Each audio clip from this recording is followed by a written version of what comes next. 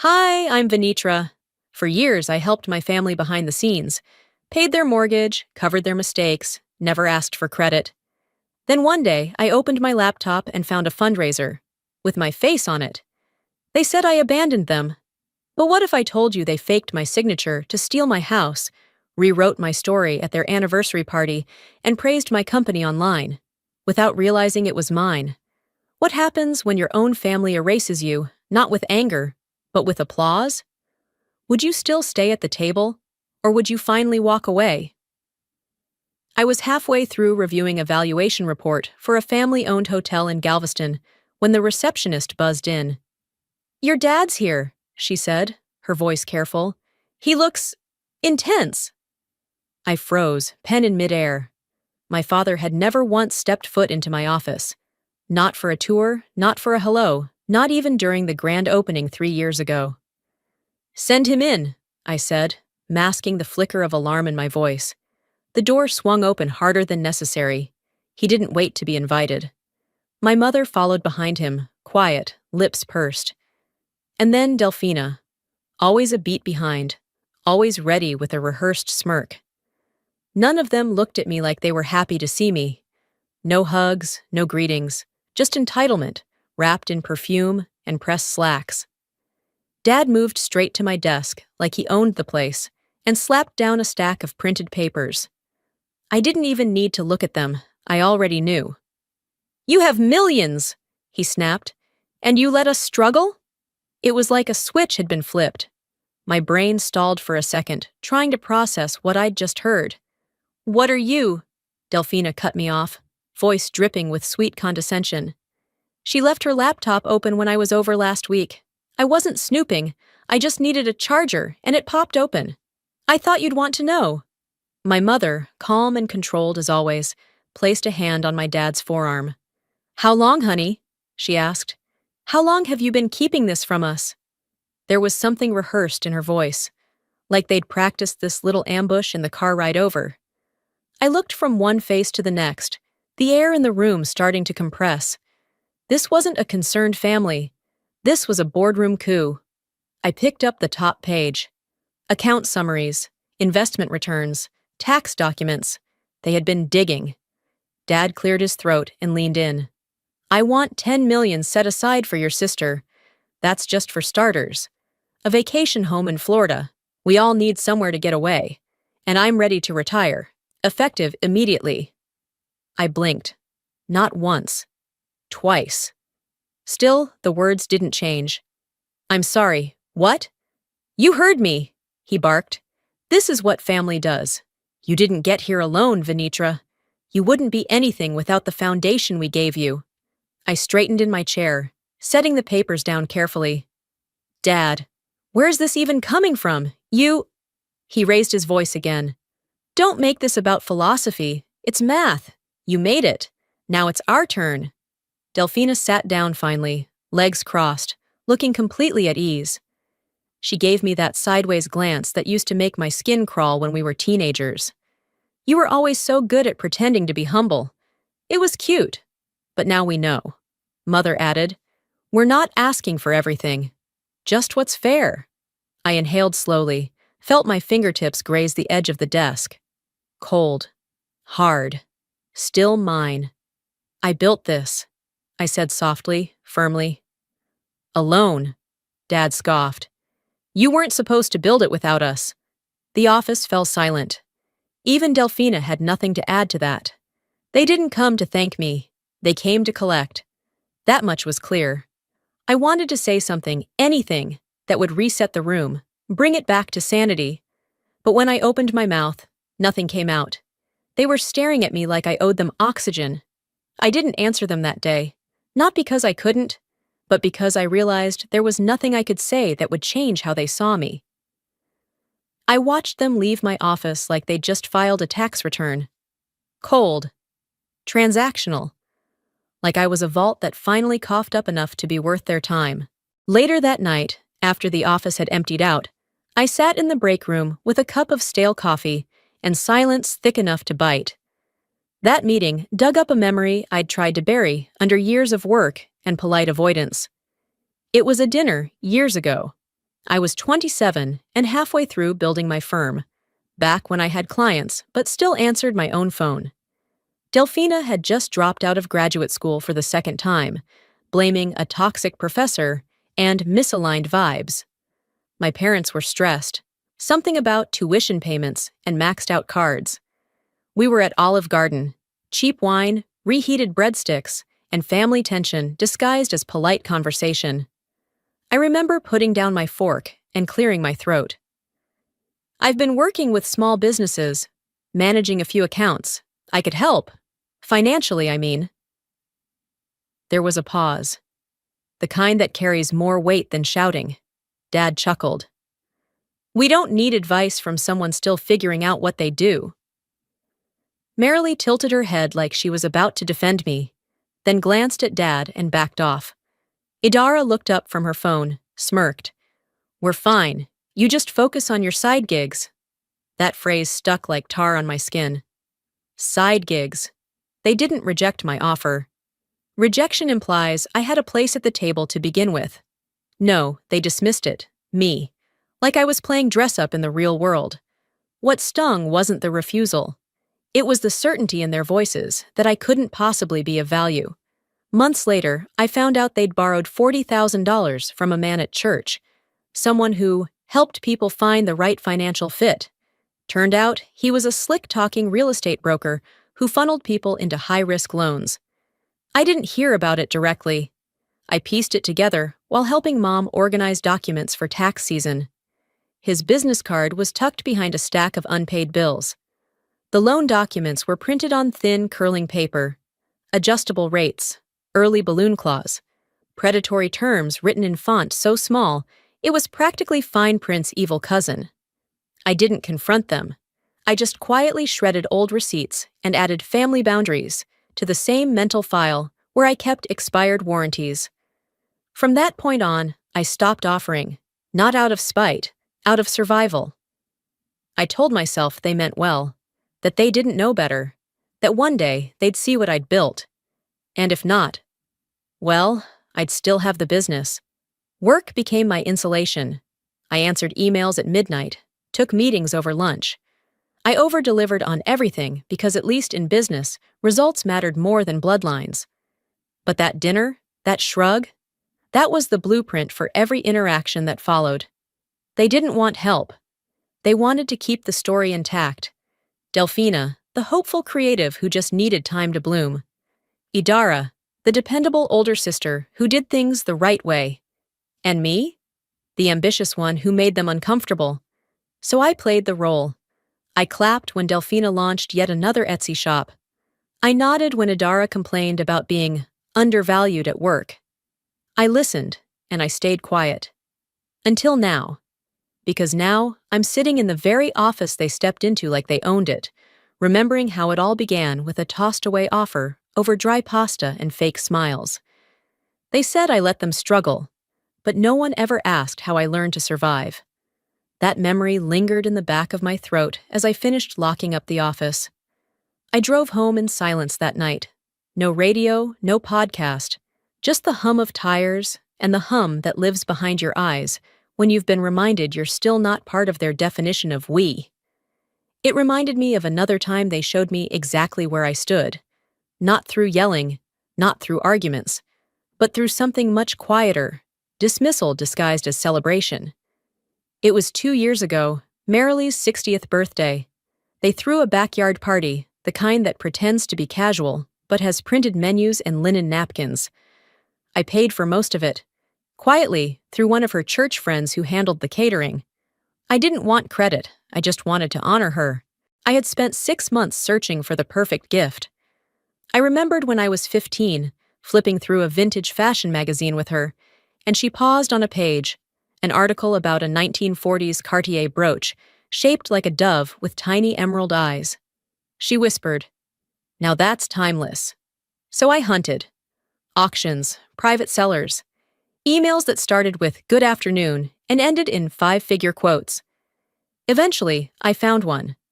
Not identical, but close enough that I knew she'd recognize it. The gift was small, velvet box, navy blue. I waited until most of the guests had eaten, and she was sipping her second glass of white wine before I handed it to her. She opened it slowly, tilted her head, smiled with confusion. "Oh, it's cute," she said, holding it up between two fingers. "Looks like something from that flea market you used to love." Delphina cackled. "Maybe next time go with something from Nordstrom, not nostalgia." Someone else chuckled. "I don't remember who." "Doesn't matter." Marilee moved on, setting the brooch, still in its box, on a side table next to half-eaten cake and a crumpled napkin. She thanked the neighbor for a scented candle 10 minutes later, called it just divine. I didn't mention the price, or the paperwork, or that the brooch had been authenticated and insured. I didn't say it cost more than the backyard tent. I didn't say it reminded me of a moment when she once saw something beautiful and claimed it with awe. I left it there. Later that night, while helping carry dishes inside, I saw it again, now on a ceramic dish by the sink, untouched, still half-wrapped. I didn't reclaim it that night.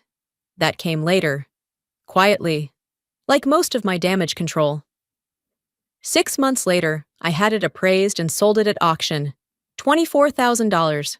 The buyer wrote that it was an excellent historical piece, elegantly preserved. I smiled at the irony, but what stayed with me wasn't the money. It was the message. It wasn't just that they didn't like the gift. It was that they couldn't believe it came from me. To them, anything I gave had to be either performative or accidental. There was no room in their story for me to be thoughtful, only strategic, cold, self-serving. That brooch became a symbol, not of luxury, but of how tightly they held their image of me, how unwilling they were to update the version of me they'd agreed upon long ago. After that, I started keeping notes. Not because I wanted revenge, because I needed record, because their version of reality was always louder than mine, and I needed something to remind myself I wasn't imagining it. They called it dramatic. "She always kept score," Marilee once whispered to a cousin. No, I didn't keep score. I kept proof. Because when someone shows you, again and again, that they're not willing to see you, it stops being hurtful. It becomes data. She thought it was worthless, I told myself, because I gave it. You can't force someone to value what they've already decided doesn't matter, and you can't teach someone to recognize gold if they're committed to thinking you only deal in plastic. That brooch was never about jewelry. It was about history. I didn't need the brooch to remind me of how invisible I was. The house was enough. About a year before that office ambush, my parents were on the brink of losing their home in Bastrop. Some refinancing scheme had gone sideways. The bank had stopped being patient. The tone of the calls changed. I heard it in Mom's voice, tight, measured. She never asked directly, but I saw what was coming. I stepped in before the foreclosure notice could arrive. Quietly. I created a holding company, negotiated with the bank, bought the property outright, and let them believe a miracle had happened. A favor from one of Dad's old connections, he'd said to his buddies at the VFW. We moved them into a small 2-story colonial in San Marcos, white shutters, a creaky porch swing, and a lemon tree out back that had seen better days. Delphina posted a video tour titled Our Family Home, Restored with Love. She panned the camera dramatically across the living room. "This place has history," she said, as if she hadn't just picked it up from Zillow a month earlier. Mom went a different route. To her church friends, the house had been an unexpected blessing. She'd smile and say, "When God closes a door, he opens a mortgage." I stayed silent. They threw a housewarming party. I stood near the buffet table, holding a plate I never ate from, watching Wendell tell a neighbor, "Got a great deal, knew the guy from my days at the mill." I felt my throat tighten, not from pain, but from restraint. That house cost me $432,000. They hadn't put in a dime. Still, they walked around as if their sacrifice had earned every brick. I kept the deed in my office vault, along with a folder labeled Contingencies. Not out of paranoia, just habit.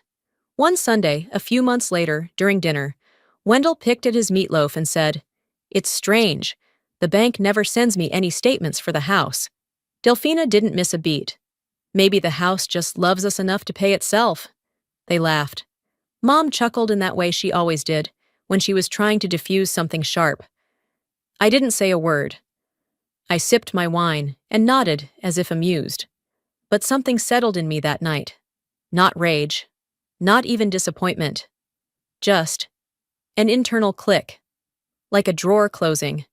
They didn't ask because they didn't want to know. Acknowledging what I did would mean they owed me something, even if it was just honesty. And in our family, gratitude was often mistaken for weakness. So I let them play house. Let them decorate. Let them take photos on the porch as if it were some generational relic passed down with love. All while I paid the property taxes, managed the maintenance quietly through a service account, and ensured everything stayed afloat behind the scenes. I learned to stop expecting acknowledgement. Instead, I created my own paper trail. Copies of payments, bank transfers, service invoices, all neatly filed away. Not because I planned to use them, just because when people rewrite history often enough, the truth becomes a lifeline. Mom once said, "Some things are better left unsaid." But sometimes silence isn't grace, it's strategy. And while they lived in that house, like it had always been theirs, I began planning for the day they'd forget who opened the door in the first place.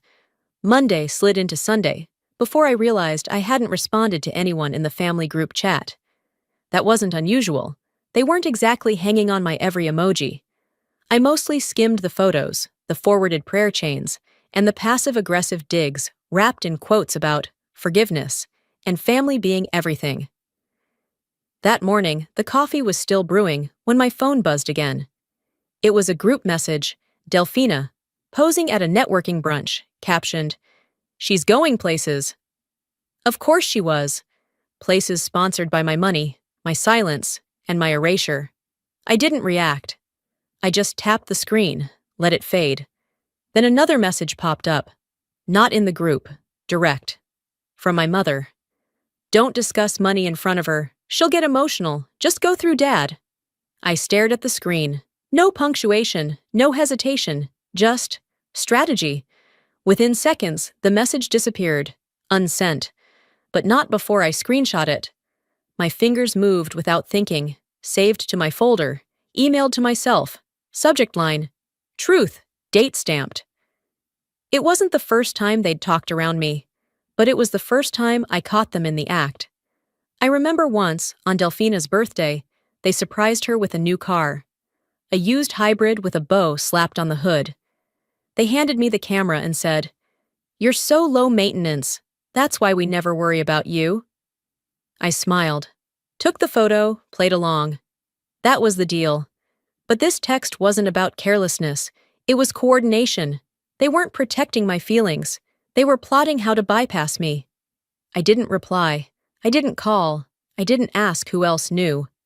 I just sat there, phone in hand, while the coffee burned my tongue. No one had ever actually called me unstable, but they never called me steady either. I was always the one they managed, smiled through. By the time Sunday dinner rolled around, I had already decided I would go, not to argue, not to perform, just to watch. The house smelled like lemon cleaner and leftover roast. Marilee greeted me with a kiss on the cheek, but her eyes flicked past me, already scanning the casserole in the oven. Dad didn't look up from the television. Delphina was on her phone in the corner, fake laughing at something on Instagram. We sat around the table like actors reading a script we'd grown tired of. I answered when spoken to, but never offered anything more than needed. I was taking notes. Who made eye contact? Who didn't? Who asked if work was going well? And who shifted the conversation the moment I answered? When I got up to grab water, I caught the end of a whisper. "Well, she always has been difficult." I didn't turn around. After dinner, I walked out without saying goodbye. No one called after me. No one noticed the file I had begun building. In my Google Drive, under Personal, I created a folder labeled Documentation just in case. Inside it, I dropped the screenshot. A copy of the email to myself. A brief description of the dinner. Names, dates, tone, reactions. Some people journal, I document. Because if you're going to rewrite history, I'll make sure the footnotes survive. They didn't say I was unbalanced. They said I was inconvenient. I wasn't angry. I was expected. That's the thing no one tells you about being excluded. It stops stinging when you see it coming.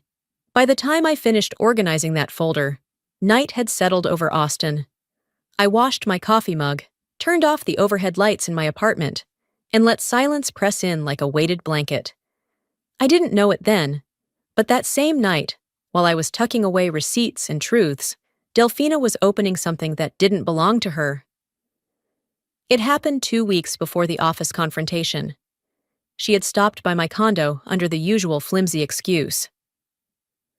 "I'm meeting a podcast guest nearby," she said, all smiles and fake urgency. "Mind if I borrow your charger for a sec? My phone's at 5%, and I need to find the cafe." I waved her in. Stupid, I know. But after a lifetime of being accused of being cold, you start letting your guard down just enough to keep from confirming their narrative. She made a beeline for my office. I didn't follow. I trusted that my laptop was locked. I hadn't realized I'd left it open after reviewing client reports earlier. 15 minutes. That's all she needed. Later that night, I was brushing my teeth when I got a notification. "Your MacBook was accessed at 4:27 p.m. I paused. My stomach tightened. Not in fear, but recognition. I opened the system log, opened files. Account summary, Q1, PDF. Quarterly holdings, FY master. Sticky note app. Asset, 22.4 meows, updated. It was all there. My entire financial footprint, sitting open like an unlocked diary. Every account I had worked years to build. Every contract I had negotiated. Every number they were never meant to see. I didn't sleep much that night. The next morning, Delphina posted a story on her socials, one of those cryptic slides with pastel background and passive shade. It read, "Some people play small just to keep you from asking big questions. No tags, no context. Just enough venom to make sure I knew she had found something and was already writing the story her way." I didn't engage. That weekend, I got a message in the family group chat. "Dinner Sunday, hope to see everyone." I showed up. Not because I was ready, because I was done playing defense. The moment I walked in, I knew. Dad was at the head of the table with a manila folder in front of him. Merrily wore her Sunday best, though it wasn't Sunday, and Delphina sat poised like she was waiting for a show to begin. No one offered me a seat. "Venitra," Dad said, tapping the folder. "We figured it out." I didn't respond. Delphina crossed her legs and smiled. "You're doing well, like, really well," Mom chimed in, all faux concern. "Why didn't you tell us? Why keep something like that hidden?" I sat down slowly. Measured. Not because I was rattled, but because I refused to let them dictate the tempo. "You went through my files," I said evenly. Delphina leaned forward. "Technically, the laptop was open, and you let me borrow your charger." Wendell added, "That's not the point. The point is, you've got more than any of us imagined, and we're your family. We've supported you since day one." I almost laughed, not out of humor, out of disbelief. Supported? "You didn't come to ask," I said. "You came to take." No one corrected me. They weren't ashamed of the breach. They were furious that they hadn't found more. I stood up. "You don't get to invade someone's world and call it discovery." Delphina opened her mouth, but nothing came out. For once, I didn't slam the door when I left. That would have been too loud for the kind of lesson I was delivering. I just closed it, quietly, firmly, finally. 3 days passed. I didn't respond to texts, didn't open my email. I stayed in motion, client meetings, audits, 3 back-to-back Zoom calls, and let the busyness keep me from feeling much of anything. Then a message came. Not from Delphina or Mom this time, but Dad. One line. "Let's talk like grown-ups. Sunday, 6 p.m. Rudy's Diner. No, please. No apology. Just a command posing as an invitation." I almost ignored it. But some part of me, maybe the same part that still left a seat open at every milestone dinner, agreed to go. Not out of hope, out of closure. Rudy's was barely half full when I arrived. Faded booths, laminated menus, the familiar scent of fried onions and burned coffee. I slid into the corner booth, ordered tea, waited. They showed up 5 minutes late. Wendell first, then Delphina, then Marilee. No one smiled. Dad placed a thick envelope on the table, like it was a contract closing. "We've had a lawyer draft something fair," he said, sliding it toward me. I didn't touch it. "Just look at it," Delphina pushed. "You'll see it's reasonable." I opened it, skimmed the first page. A family trust. They wanted $10 million transferred to a fund. Delphina listed as co-manager of my firm's public image strategy. I was demoted to silent partner, like they could retroactively rewrite my ownership. I placed the folder back on the table, flat. No. Wendell didn't blink. "You're doing this to your family?" I met his stare. "No. I did something for myself. You're the ones trying to erase it." Then it happened. He stood so fast the ketchup bottle toppled over. His voice, once gruff, now booming. "We built you," he barked. "You wouldn't have gotten a damn inch without us." A fork clattered to the floor 2 booths over. Heads turned. "You walk around like you invented the damn wheel, but we made you. You lived under my roof, ate my food, and now what? Act like we're strangers? Like we're beggars at your door?" Marilee's hand reached for his arm. "Honey, please." He yanked it away. "We should have cut you off at 16. You were always ungrateful, always acting like you were better." The diner froze. A teenager 2 tables over lifted her phone, pretending to scroll, but angling the camera just enough. I stood, not in a rush, not rattled, just done. "You made this about money," I said, keeping my voice even. "I didn't." Delphina looked up, her face pale now. "Ven," I shook my head. "No, you don't get to cry now." Then I turned and walked out, left the tea untouched, the paper untouched, and 3 stunned faces behind me. 2 days later, the video was everywhere. "Local man explodes at daughter over hidden fortune," clips spliced with angry comments. A few people recognized my name from Forbes. Some sided with him. Most didn't. But I never gave my version. I didn't need to. Because when you lose your voice around people long enough, you learn something rare. Silence doesn't mean surrender. It means strategy. The video storm hadn't even settled when the next blow landed. It was Monday morning. I had just wrapped up a client call and was sipping on a cup of burnt office coffee when my cell rang. Unknown number. Normally, I let those go to voicemail, but something told me to answer. "Ms. Venitra Cole?" the voice asked, clipped and professional. "This is Nathan with Chase Risk Management. We're calling to confirm the collateral loan finalized in your name last Thursday."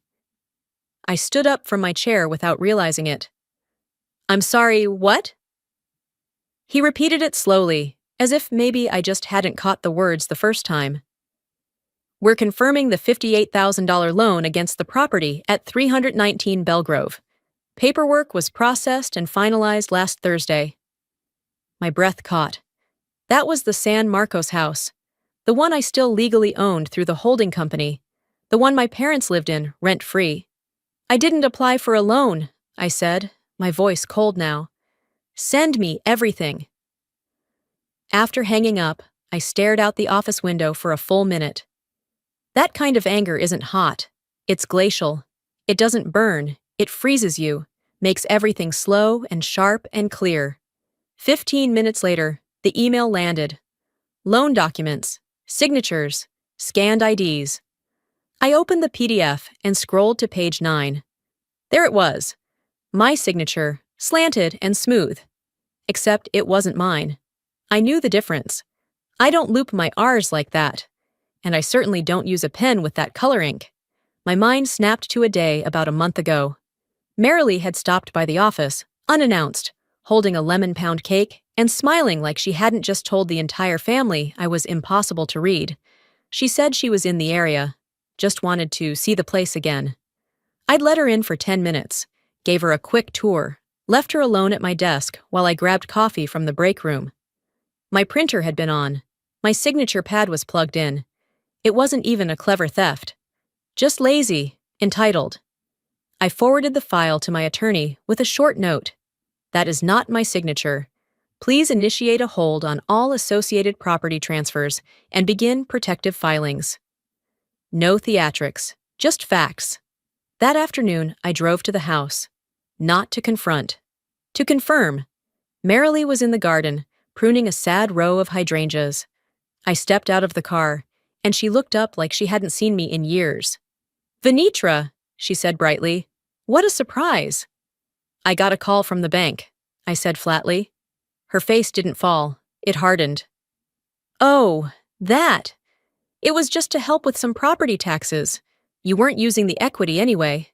And we thought—" Why, that word again. "You forged my name," I said. No accusation, just truth.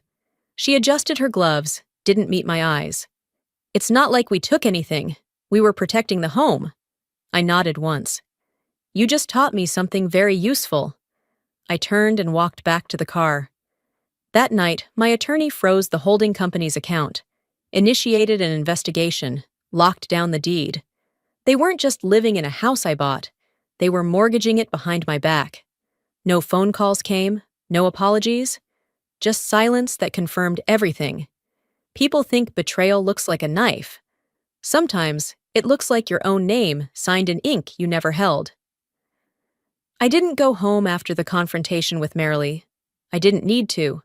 I drove straight to the office, unlocked the side door with my keycard, and sat at my desk in the dark. The only light in the room came from the monitor as it booted up. I opened my banking dashboard. A familiar screen. Transfers. Schedules. The neat little line that had moved $5,000, like clockwork, every first of the month for the last 5 years, into an account labeled WM Household. I stared at it. 5 years of pretending I didn't notice the overdraft protection requests, the bounced utilities I quietly paid off, the extra transfers by accident when I knew exactly where the money was going. They never once asked where it came from. I imagine they assumed it was leftover from some long-forgotten inheritance. Aunt Gwen, maybe, or a settlement they didn't think to question. But deep down, I think they knew, and chose not to ask. I hovered over the line marked active. "You cannot be the emergency fund and the scapegoat," I whispered aloud. Click. The screen asked for confirmation. I gave it. And just like that, I stopped financing my own erasure. The fallout didn't take long. That Saturday, Wendell left a voicemail that crackled like static. "There's something wrong with the account. The mortgage didn't pull. Call me." No greeting, no closing, just assumption. Monday morning, Marilee texted, "Sweetheart, is everything okay?" The autopay bounced, just checking in. I didn't answer. Tuesday, Delphina posted a selfie with a caption, "Some people only love you when the money flows." She didn't tag me. She didn't have to. I screenshot it, filed it in my folder. Documentation, post-withdrawal. No need for confrontation when you've got records. By Wednesday, the calls started coming from numbers I didn't recognize. Cousins, old neighbors, even a woman I hadn't spoken to since high school, who apparently heard something serious was happening in the family. They always lead with concern, but the undertone was clear. How could you cut them off now? "They're saying it's during a medical issue," one message read. I typed a response. "My name was forged on a legal document. That's not a family crisis, that's a felony." I deleted it.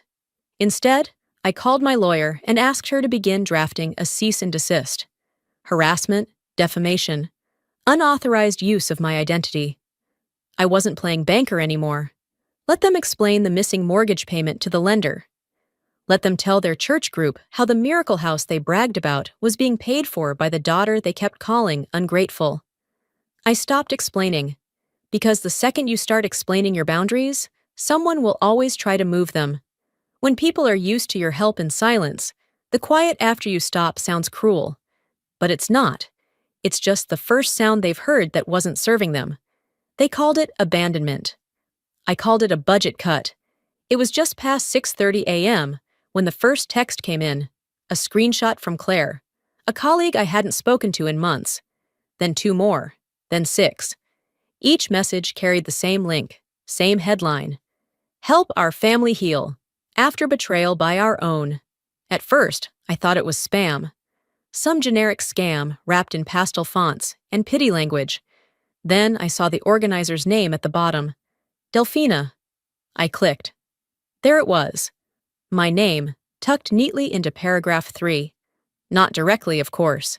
Just enough innuendo to avoid defamation on paper while dragging me across the digital pavement.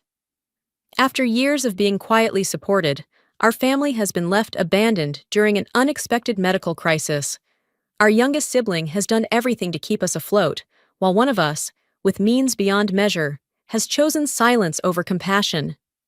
One of us. No need to say it. They knew who they were pointing at, and the photo, God, the photo. It was a cropped image from a vacation over a decade ago. I was standing beside a palm tree, arms folded, mid-blink.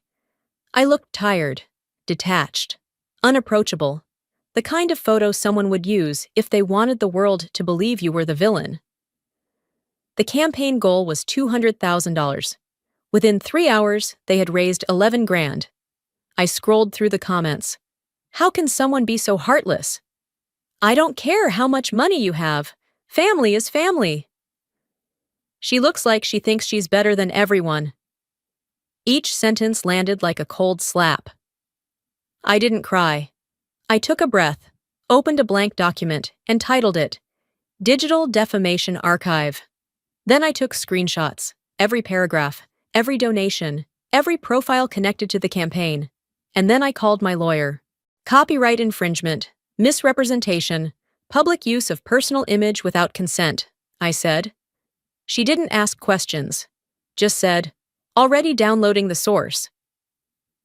By lunch, we'd submitted a formal takedown request to the GoFundMe platform and issued a cease and desist letter addressed to Delphina by name. That night, I composed a memo to my staff. If any client references the story circulating online, please direct them to legal. Do not engage personally. Do not speculate. Thank you for your discretion. I didn't post anything publicly. No rebuttal. No side-by-side image correction. No curated quote about truth rising eventually. Because in a world so hungry for sides, silence doesn't just stand out. It unsettles. They thought painting me as cold would warm the public to their version. They didn't expect that I had spent years building a reputation stronger than a caption. A few of my clients emailed anyway, short, supportive.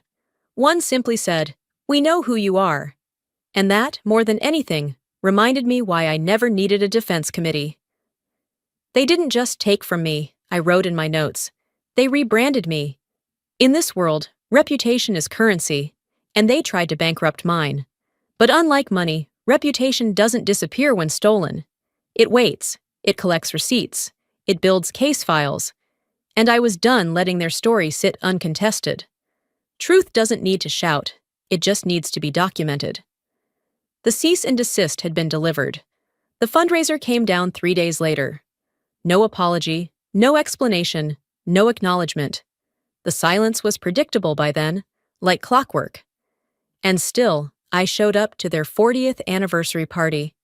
It was held in the church hall behind the same chapel I hadn't stepped foot in since college.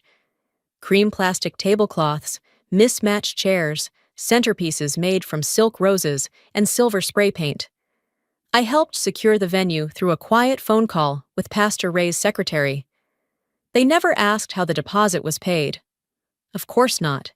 They assumed, like always, it just worked out. I wasn't there for them. I was there for the record. There were dozens of guests, old family friends, distant cousins, a few faces I hadn't seen since the days when I still sat at the kids' table. Everyone dressed their best. Wendell wore a navy suit that strained at the shoulders, Marilee in blush pink, pearls at her collar. They looked presentable, like the kind of couple that others aspired to be, if you didn't know what lived behind the closed doors. I arrived late on purpose. I didn't want the greetings, I wanted the distance. During the slideshow, I stood near the back of the room. Pictures flashed on the wall, weddings, birthdays, cookouts, trips to Galveston, baby showers. I saw myself twice, once at age 12, holding a plastic trophy, the other in the background of a Christmas photo, barely lit. No college graduation, no ribbon cutting for my office building, no awards ceremony where I gave a keynote speech that was later quoted in Business Weekly. Blurred, forgotten, cut out like I'd never existed. But I stayed, because someone had to. Idara took the mic to give a toast. She always had the voice for it, measured, confident, pleasant, without ever sounding warm. "Thank you all for being here," she began, and the room hushed. She ran through family highlights, the hard-working ethic of Wendell, the grace and poise of Marilee. She mentioned the house. "Thanks to Dad's old friends and Delphina's perseverance, we have the beautiful home we all share today." I blinked, slow. My jaw didn't drop. My hands didn't shake. I simply shifted my weight from one heel to the other and let the weight of the moment settle. Then came the final line. "Some of us have moved away, done our own thing, but it's the ones who stayed who carried this family." The room clapped, loud and long. I didn't. Marilee pulled Idara in for a hug, as if she had just accepted an award on her behalf. She whispered something into her ear, then kissed her cheek. Later that night, after leaving the party without saying goodbye, I sat in my living room with the lights off and opened my laptop. I created a new file in my archive. Timeline of contributions, undisclosed support, annotated, dates, amounts, receipts, screenshots, bank statements, a full record of the years I'd poured into a family that had decided to rewrite the plot without me. At the top of the document, I typed, "This isn't for them to remember. It's for me to never forget." Because being erased in public is a different kind of grief. It's quiet. It doesn't leave bruises. It leaves questions. From others. From yourself. They say not all thefts are about money. Some are about memory. The next day, sometime around mid-morning, I received a screenshot from my friend Kelsey. She didn't send a message, just the image. She didn't need to. It was a Facebook post from Marilee. The caption read, "Wow! Incredible women out there these days. The firm sounds so trustworthy." Attached was a link to a Forbes article titled, "10 Female CEOs Disrupting Traditional Wealth Management in America." I stared at the screen, unsure whether to laugh or just sit still. There was no photo of me in the article, just the company's name. My company. The quote underneath, "We don't sell safety, we certify truth." I remembered writing that line. I was 29, sitting on a twin-sized mattress in my first real apartment. The space had no furniture yet, just boxes, ambition, and the distinct smell of burnt toast. I'd scribbled those words on a napkin while eating dollar ramen straight from the pot.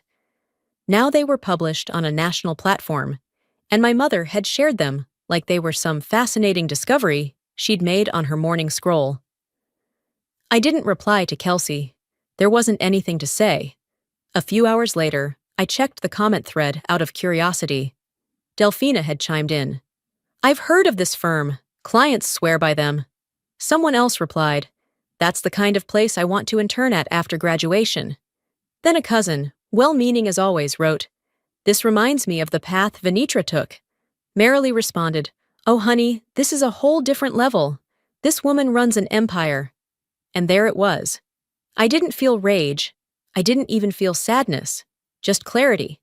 A sense of stillness, like when a storm passes and you're left staring at the wet ground, wondering how it all got so loud and quiet at the same time. I closed the app.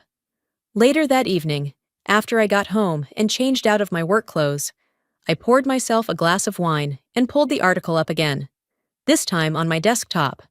I printed it, trimmed the edges, pinned it to the corkboard above my desk.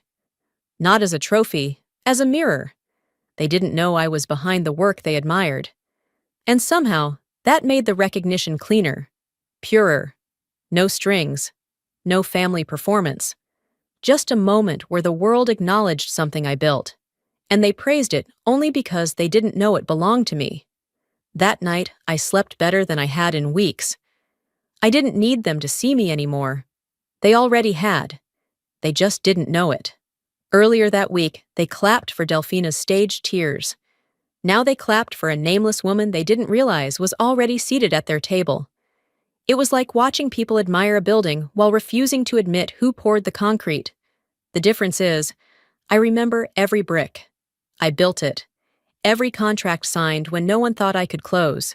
Every rejection I turned into leverage. Every 3 a.m. spreadsheet marathon I did alone while they were posting filtered selfies with captions like, "Grind never stops." They loved the house. They just never thought I could be the architect. So no, I didn't send the article to them. I didn't comment on the thread. I didn't correct Marilee's assumption that it was another woman altogether. They'd already forgotten me once. This time, I let them. Because I'd rather be underestimated in silence than seen through a distorted lens that flattens what I've survived. And funny enough, the world didn't need my last name to recognize the value. That was enough. It was a Thursday, halfway through a quarterly review meeting, when my phone buzzed on the polished mahogany conference table. Normally, I would have ignored it. Meetings were sacred ground, especially ones involving investors. But there was something about the second vibration, hesitant, deliberate, that made me glance down. A message from Claire. Claire had interned with us 2 summers ago. Smart. Curious. The kind of intern you quietly wish you could clone. We hadn't spoken since she'd left for her MBA, so the message was unexpected. Her text was short. "Hey, is this your sister speaking?" Attached was a video file, just under 2 minutes long. I didn't open it immediately. I waited until I was home, after dinner, after I'd cleared the dishwasher and powered down my inbox. That's how I handle stress. Structure first, emotion later. I sat on the couch, bare feet pressed into the hardwood floor, a glass of lemon water by my side, and I hit play. The screen blinked to life. There she was, Delfina, my younger sister, center stage, blonde hair perfectly curled, microphone in hand like it belonged there. Behind her, an LED backdrop shimmered. Women in business, rise and redefine. She began softly, her voice calculated but tremulous. "There are some wounds that don't bleed." The audience hushed. It was a line designed to echo, and it did. Growing up under someone who weaponized success, I learned to survive emotional neglect. My chest didn't tighten. It didn't crack. It did something stranger. It settled, like a ship's anchor hitting sea floor. I already knew where this was going. She didn't name me, of course. Delfina's too clever for that. But every syllable was a scalpel, quiet, strategic, and meant for me. I wasn't the golden child. I was the collateral. Applause swelled. A few people in the audience gasped. Others nodded with visible sympathy. Her delivery was perfect, measured, intimate. She placed a hand on her chest. A rehearsed gesture. The kind of thing you pick up in media coaching. "Some people build empires," she said, eyes scanning the audience like a preacher surveying a congregation, "and forget who carried the bricks." They loved her. Of course they did. She rapped with a crescendo of emotional resolve. I turned pain into purpose. The crowd erupted. Within an hour, that clip had hit social media like wildfire on dry brush. Hashtags bloomed in every corner of the internet. She survived, toxic sisters, truth tellers. And the caption on the viral post? Delfina, raw, brave, survivor. I stared at it all. The comments, the retweets, the article excerpts from blogs I'd never heard of. It was like watching someone else's obituary, except I wasn't dead. I was just the villain in someone else's story. She's so powerful. This story shattered me. She's speaking her truth, finally. No one paused to ask for context. No one wondered about my side. Because they weren't interested in the truth. They wanted a story, and Delfina had given them one. Polished, packaged, market-tested heartbreak. I didn't respond, didn't post, didn't call. Instead, I logged into my encrypted drive, navigated to the folder titled Digital Reputational Risk, and created a new subfolder. Tier 2. Public Media. I downloaded the video, took screenshots of every relevant tweet, made notes on which brands, influencers, and publications had liked or shared the content. And then I picked up the phone. My brand consultant answered on the second ring. "We need to talk mitigation," I said. He paused. "On a scale of 1 to blackout?" I said calmly. "She's rewriting me, in real time." That night, I drafted a formal legal statement for review. Not for release, yet. But I wanted to be ready. At this time, we will not be commenting on any third-party subjective accounts not grounded in verified fact. Our focus remains on continued integrity and client trust. I read it aloud once, nodded to myself, and moved on. The next morning, I met with my legal team. I updated my estate plan. I removed Delphina from every document. Medical directives, emergency contacts, powers of attorney. Not out of anger, out of clarity. She'd made her position clear, and I responded in kind. She didn't destroy me, she sharpened me. If you shout loud enough, people cheer, even if what you're saying isn't true. But truth? Truth doesn't chase the mic. Truth endures. Let them take the applause. Let them pass judgment. Let them write hashtags on sand. Because the real things, the facts, the archives, the legacy, live beneath that noise. In the end, they took everything but the truth. And I still had that. It was just after 6 p.m. on a Monday when I pulled into the driveway. The sky was already beginning to dim, a soft winter dusk settling over the street, headlights from passing cars cutting through the stillness. I had just wrapped up a client meeting, the kind that doesn't drain you because of the workload, but because of the performance. 2 straight hours of navigating skepticism so refined, it almost felt like politeness. The kind of meeting where every sentence is an uphill climb until suddenly, about halfway through, they realize you actually know exactly what you're talking about, and everything shifts, not in words, but in posture, in tone. You can feel it. By then, though, you're already tired. I killed the engine, grabbed my bag, and made the familiar walk to the front door. On the way, I stopped at the mailbox. Bills, flyers, a magazine I never subscribed to, and one envelope that made me pause mid-step.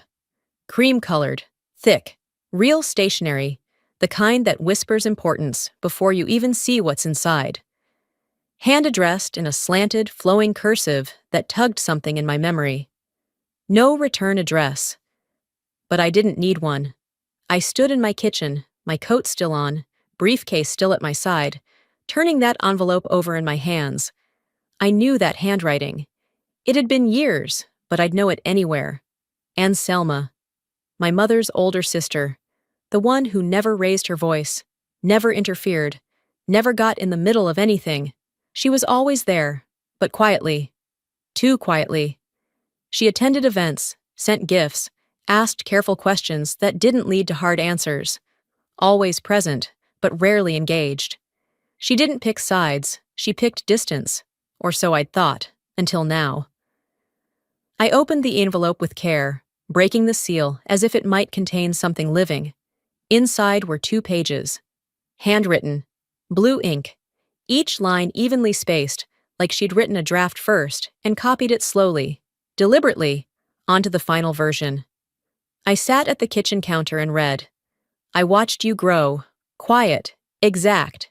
Careful not to need too much. The first line hit me like oxygen in a sealed room. I had to set the letter down for a second, just to breathe. I saw them take and take. I said nothing. I thought you needed silence, not defense. But I was wrong. You didn't need silence. You needed someone to say, "I see you." My eyes stung. Not with tears, exactly. Just that heat you feel when something gets past your armor. She wrote about birthdays forgotten, about holidays I hosted, but went unthanked for. She mentioned the Thanksgiving I catered when Mom's back was out, the baby shower I paid for when Rachel couldn't afford it and didn't get invited to. She remembered the way my name was spoken at family gatherings, not with pride or curiosity, but with vague discomfort, like I was a shadow at the edge of the picture frame. And then she wrote a sentence I'll never forget. "You didn't stop loving them. You just stopped letting them write your name in pencil." That line. God. I read it again and again until it stopped feeling like just a sentence and started feeling like something had shifted inside me. Like something that had been tight for too long had finally let go. And Selma didn't apologize.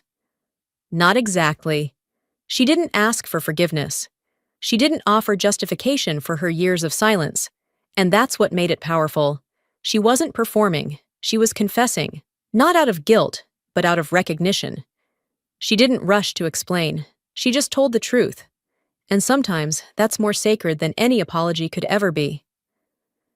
When I finished, I sat with the letter in my lap for a long time, staring at the floor.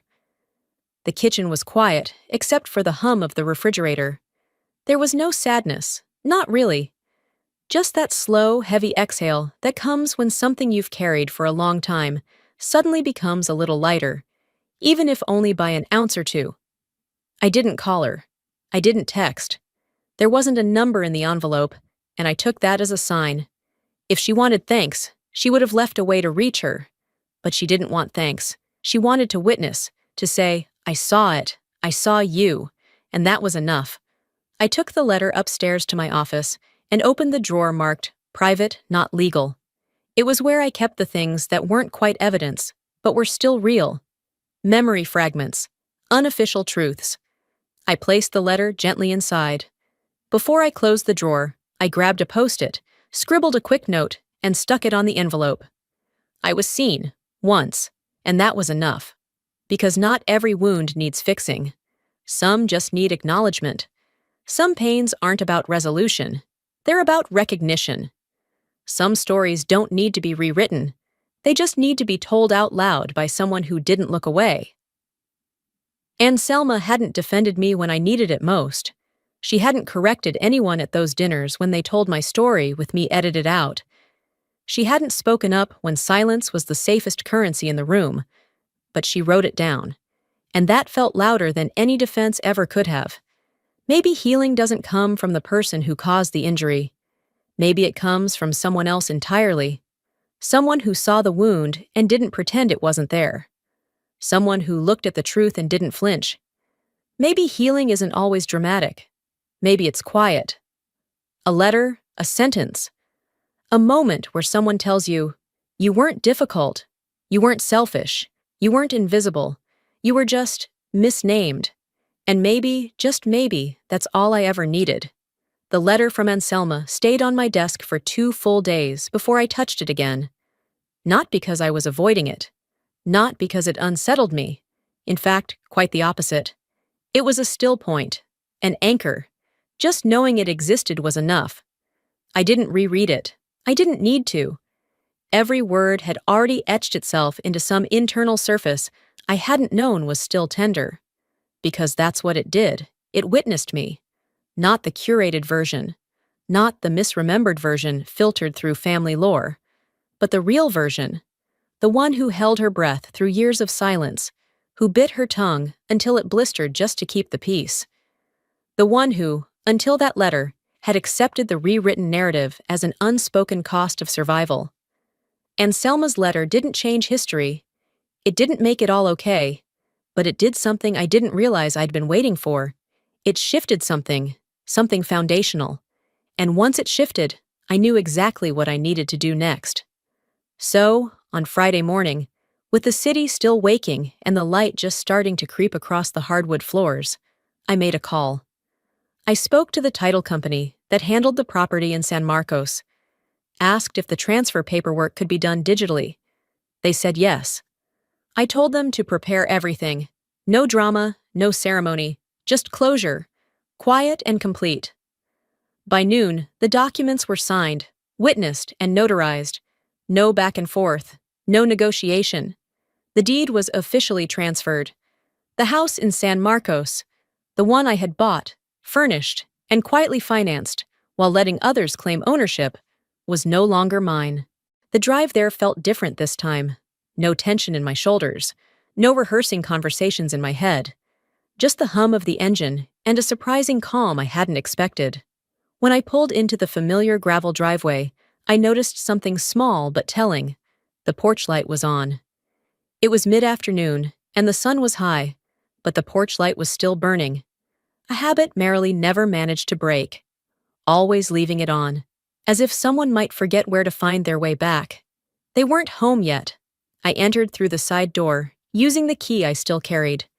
The kitchen smelled faintly of lemon cleaner and whatever they'd had for dinner the night before. Pasta, probably. Something easy. I stood in the space for a moment, letting the silence stretch. I moved through the house like a visitor in a museum of a life I no longer lived. My fingers brushed over the back of the old couch, upholstered on my dime, never mentioned. Still holding its shape. The family photo from their first day in our dream home, still hung by the stairs. Taken the day after I closed on the mortgage. I wasn't in it. I didn't touch anything, didn't move a single frame or fold a throw blanket. I just walked to the kitchen island and set down a sealed envelope. Inside, the property transfer documents, a letter, typed, signed, the only remaining key. The letter was brief, no embellishment, just finality. No lien, no rent, no future contact. You can stay. But the debt, financial, emotional, legal, is closed permanently. It wasn't a gift. It wasn't a gesture of goodwill. It was a boundary, written in ink instead of breathless arguments. I walked to the front door. Stopped, not because I was second-guessing, but because, for once, I wanted to feel the moment. To acknowledge that I was leaving not out of bitterness, but with clarity. A kind of clean goodbye. I stepped out and closed the door behind me. That sound, that simple, satisfying click, echoed louder than all the slammed doors that had ever come before it. As I walked to the edge of the driveway, I heard the familiar crunch of tires on gravel. Wendell's car, right on time. Marilee sat in the front seat, posture tight, eyes hidden behind oversized sunglasses. Delphina was in the back, phone in hand, scrolling like the world was a stage, and she was its only narrator. They saw me. I didn't stop. Wendell pulled the car to a slow halt. He stepped out and opened his mouth, maybe to ask, maybe to beg. I raised one hand, palm out. "There's a key on the table," I said. "I'm not taking it back." Delphina looked confused, like the moment wasn't aligning with whatever story she'd been telling herself. She blinked, hesitated, then said nothing. Marilee didn't even meet my eyes, just gripped her purse like someone had told her to hold on for dear life. Wendell looked past me, to the house. He didn't say a word. I turned and walked away. No explanations, no performance. Some people expect a monologue when you walk away from the mess. I didn't owe them one. I didn't want applause. I didn't need understanding. I just wanted space that didn't require justification. 20 minutes later, I pulled into the storage facility on South Lamar. The air smelled like cardboard and concrete and sun-baked metal. The manager gave me a quiet nod when I showed him my ID. I signed in and took the dolly back to Unit 34B. One box. That's all that was left. Taped carefully shut, labeled in my handwriting, Grandma Marie, Estate. I wheeled it out, loaded it into the back seat, and drove home. Once inside, I placed it gently in the middle of my living room floor. When I cut the tape and opened the flaps, I was hit by the scent of lavender sachets and old paper. It was like she had just been there, breathing her steady breath into everything. Inside, photo albums with worn corners, letters in delicate cursive, my original birth certificate, still in its envelope, a small jewelry box, wrapped in tissue paper. Inside that box was the brooch I had bought for Marilee years ago. Still polished, still perfect, still untouched. I didn't cry. I placed everything into my personal safe, locked the dial. That was the final thread, snipped. Not in anger, not in grief, but in peace. They still lived in that house. But they would never again live inside any version of me. Some families live in houses. Some families live in stories. Mine used to live inside me. But now I live elsewhere. The week after I closed the safe on what was left of my family, I found myself sitting in a cafe just off Congress Avenue. It was a space I wouldn't have picked a year ago. Too curated, too self-aware in its design. Every detail screamed aesthetic. Reclaimed wood tables, Edison bulbs dangling like overthought metaphors, pour-over coffee served on wooden trays. But that morning, I didn't care. The light was warm, the coffee strong, and I needed neither permission nor pretense to be there. I sat near the window, the kind that invites observation rather than reflection. Outside, the world moved easily. People crossed streets, clutched coffees, adjusted scarves against the late winter breeze. They smiled at one another, paused at crosswalks, checked their phones with a kind of casual urgency that only comes when you assume life will keep unfolding predictably. I opened my laptop, not out of necessity, but out of muscle memory. Work didn't demand me in that moment, but I let the screen glow to life anyway. Tabs blinked open, invoices awaiting approval, partnership proposals, editorial pieces referencing my last keynote. My company, my work, my actual tangible life. Proof that even if no one clapped, I had built something worth standing in. Across the room, a man in his late 50s sat with a young woman. His daughter, it seemed. They were sharing a plate of roast chicken. She was talking with animated hands, and he was listening the way people rarely do, without checking his phone, without planning his next sentence. Just listening. There was pride in his expression, not performative, not self-congratulatory, just real, steady, present. I didn't eavesdrop, but I caught fragments. He remembered the name of her supervisor, asked about a project she had mentioned 3 weeks prior. She laughed at something he said and leaned forward without noticing. It was intimacy without agenda, and watching it didn't make me sad, but it did make me remember. It took me back to another table, years ago. The first Sunday dinner after I'd signed my first official client. I arrived early, freshly pressed dress, bottle of Malbec in hand. Too expensive for my budget at the time, but I wanted to mark the occasion. I took the seat next to Delphina, who didn't look up from her phone once the entire meal. Marilee was busy praising our cousin Idara's new HR job. Wendell launched into one of his usual stories about something I'd heard him say before, nearly word for word. No one asked how my business was going. No one asked anything at all. Not even a polite "how's work?" Rachel had just passed her driver's test that week and received a standing ovation. I smiled through it all, not because I didn't notice, but because I did, and I knew no amount of success would ever matter in a room where I was never truly seen. I spent years trying to matter in rooms that had already finalized the seating chart before I even arrived.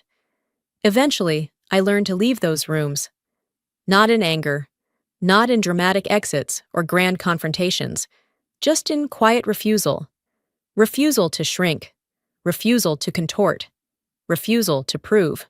I closed my laptop gently and stepped outside. The air was crisp, carrying that distinct stillness of late winter.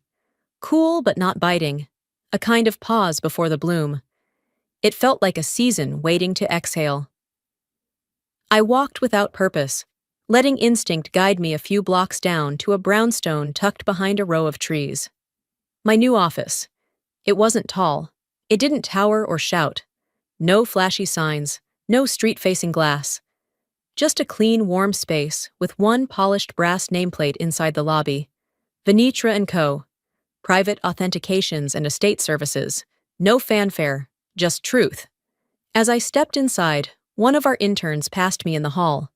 She was young, all quiet ambition, and barely contained excitement. "Morning, Ms. Venetra," she smiled.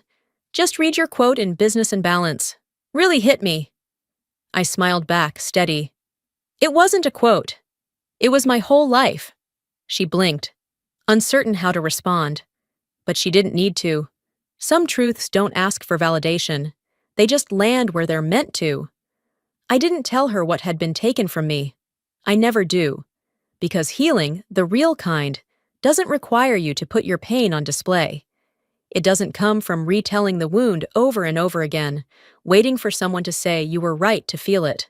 Healing is quieter than that. It's sacred. It's personal. It's choosing to honor the scar, not to relive the blade. Later that day, I took the long way home. As I drove, habit pulled me into a familiar detour, past the old neighborhood. I didn't plan it. My hands just turned the wheel.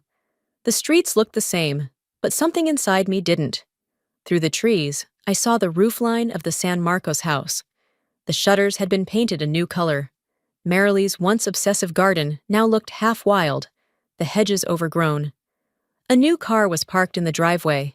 Delfina's, probably. The license plate frame read, "Boss Babe."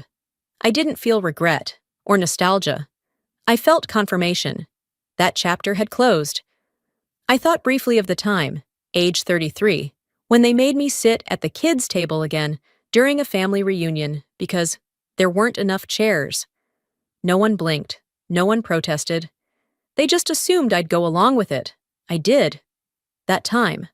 But inside, something began to rupture. And now? Now I could laugh at it. Not because it was funny, but because I had finally built a life big enough that their table didn't even register on my map anymore. I didn't get revenge. I got clarity. I didn't win a fight. I built a life. I didn't get justice. I got peace. And peace? Peace is far more dangerous than rage. Because peace is sustainable. It doesn't need applause. It doesn't burn out. Closure isn't always a slammed door or a monologue shouted from a burning bridge. Sometimes closure is just the quiet decision to stop waiting for someone else to open a door that you're perfectly capable of walking away from. The day I stopped playing my part in their story was the day I stopped being rewritten. They didn't clap when I left, but the silence didn't follow me either. Because now, every room I walk into, I walk in whole. They don't know who I became, but I do, and that's more than enough.